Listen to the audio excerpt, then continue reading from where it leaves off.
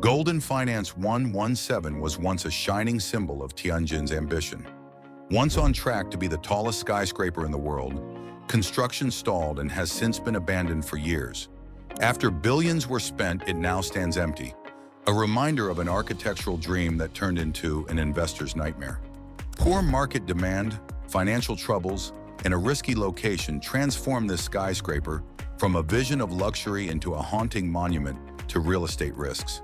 While the building has never been used, it occasionally attracts urban explorers and daredevil climbers drawn to its creepy, decaying interior to capture videos showing the remnants of what could have been, navigating an abandoned construction site of empty floors, shattered windows, and scattered building materials.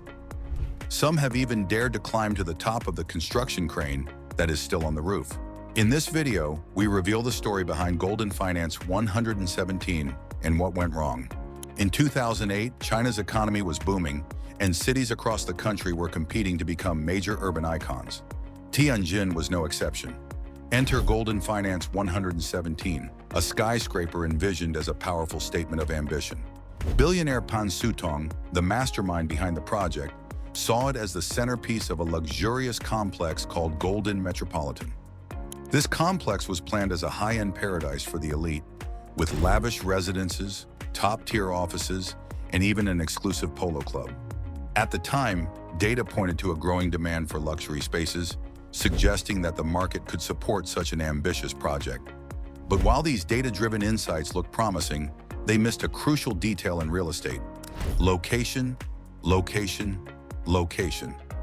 Goldin Finance 117 was situated on the outskirts of Tianjin, a gamble that relied heavily on the assumption that the city's growth would expand to meet it. Pan Sutong was banking on the idea that growth trends and demand for luxury would continue to surge, pushing development toward this distant zone. On paper, the numbers added up, but markets don't always behave predictably. What initially seemed like a certain path to success was already showing cracks below the surface, signs of trouble that would only reveal their full story later. Construction on Goldin Finance 117 began on August 18, 2008, with hopes fueled by data forecasting a luxury demand boom in Tianjin. But then the global financial crisis struck, halting progress as China's property market cooled. Goldin Properties faced strict financing challenges. As a publicly listed company with no permission for pre-sales until project completion, it was forced to self-fund the entire $10 billion project. Liquidity tightened and construction was suspended. By 2011, signs of economic recovery encouraged Goldin to resume construction. Yet global markets continued to struggle and construction costs mounted. Goldin's resources grew thin. By 2015, the project was at serious financial risk. As the skyscraper rose, Goldin had committed all it had to this towering gamble. But with each added floor, the pressure of completing the project without an economic setback intensified. The future of Goldin Finance 117 grew uncertain, haunted by shadows of financial risk. Goldin Finance 117 was a bold engineering achievement, and at the time construction began, it was set to be the tallest building at the time at 597 meters, 1,959 feet. Unlike many other skyscrapers, Goldin Finance 117 prioritized usable space over decorative height. It reached almost the highest livable floor globally, only a half-meter below the Burj Khalifa's top level, making it one of the tallest fully habitable structures ever built.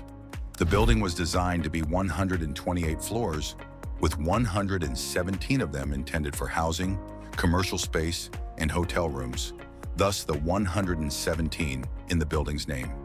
With a height-to-width ratio of 9.5 to 1, it was unusually tall and thin, exceeding China's standard limits for stability in an earthquake zone.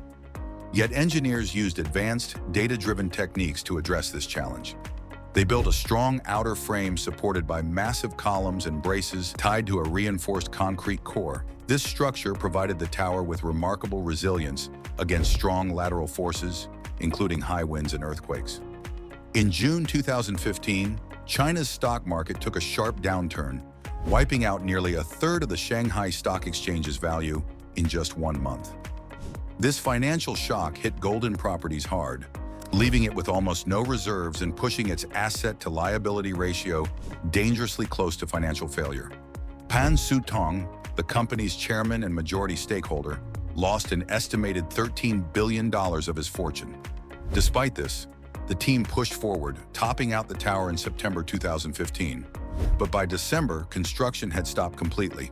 A brief restart attempt in 2018 sparked some hope, but shortly after, China State Construction Engineering Corporation withdrew, taking down its signage and leaving the project.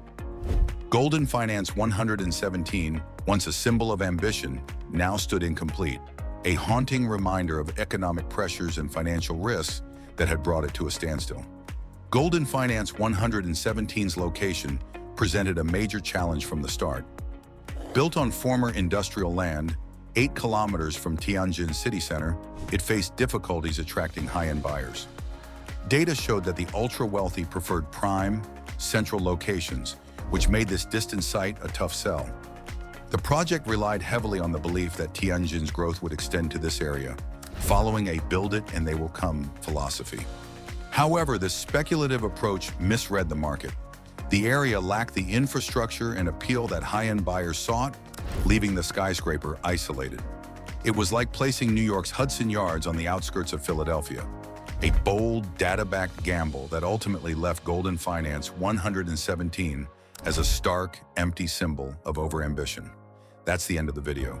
Don't forget to like, subscribe, and stay tuned for more interesting videos like this.